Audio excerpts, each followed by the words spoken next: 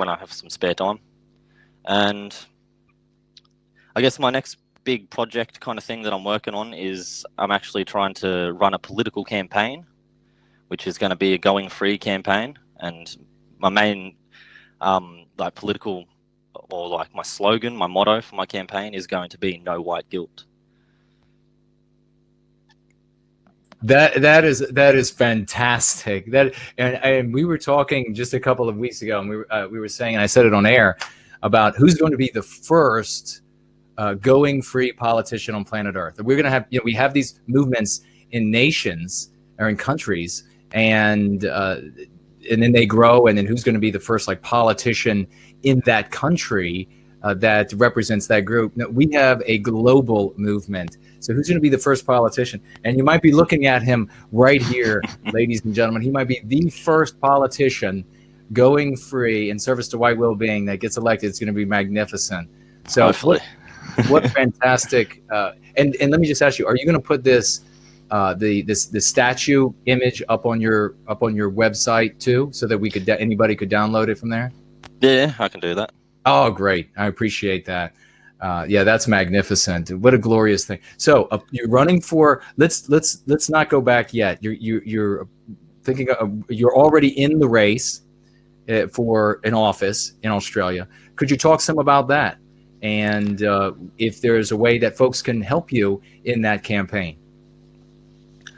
Well, my philosophy in my campaign is similar to some of the things you mentioned sometimes in regards to our lack of resources and finances in comparison to any whites. So my philosophy and attitude from the get-go has always been like make my own custom signs and go out, talk to people in the community, and grassroots level activism in that sense in campaigning to try to get the word out just through word of mouth, because we can't, at the moment, we can't afford to have TV ads and massive billboards and things like this. I have looked into, there's a few little advertisement signs, mini billboards around my local shopping centre and that. I've looked into that, but a lot of the companies were pretty anti-white, so I didn't even bother looking at any further. I saw their prices. I was like, we could, fundraise for that. But then I was like, looking a bit more into the bio and the about us and stuff, and I was like, yeah, nah.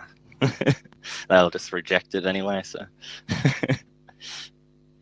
but so basically the idea is, because we haven't got finances, we haven't got any funders or nothing, is just trying to, like, that's why I make my content, my videos, and I want to try to get the hashtag going, hashtag vote Foster, and just try to use Twitter and stuff like that to try to get a bit more reach. And essentially, I don't think that I'm gonna like win an election in my first run, but so my intent to start off with this campaign for this the next federal election in Australia, I'm actually going to be running for the Senate for my state, and the plan is essentially to try to use this political platform to spread going free as wide and far as possible with the resources that are allocated for that, and then hopefully that that shift in the consciousness of the Australian people and them being more comfortable in being white positive will then allow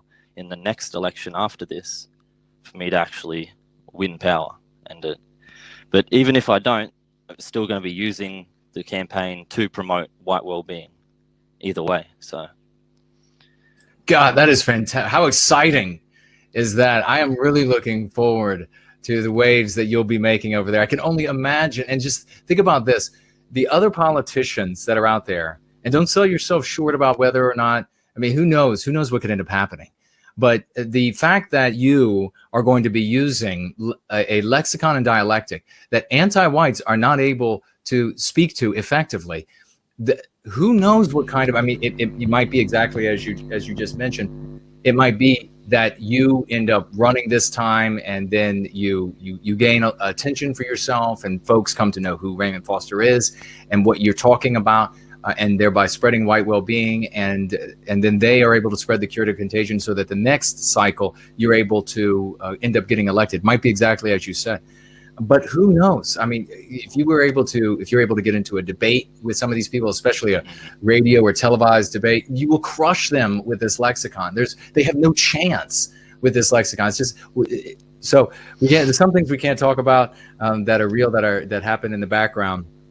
But so what we have here is we have the Vote Foster hashtag. And when is this election kickoff? When does the campaign kick off? Well, I'm just campaigning nonstop until the election, but it's because as well,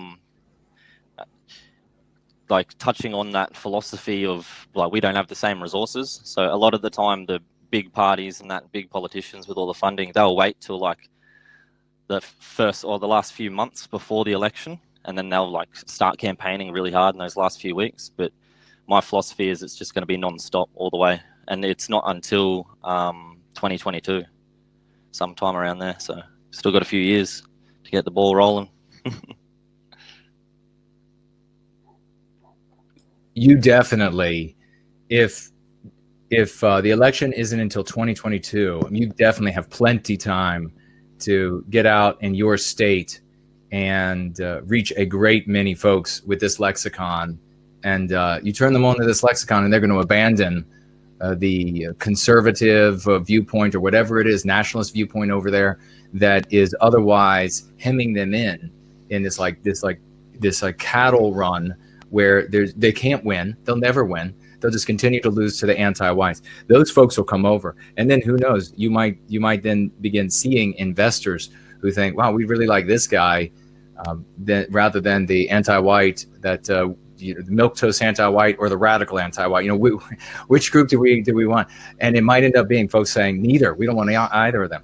So this is great news. So as we get closer to this election, definitely keep us up to date on au courant, as they say, on what's coming up, what the opposition are doing, and how we can help to get you as much attention as possible over there in Australia. And like I said, maybe you'll be the first one in office that'll be the first white well-being candidate on planet Earth, and then it'll just proliferate. Then we'll just grow everywhere. It'll be fantastic.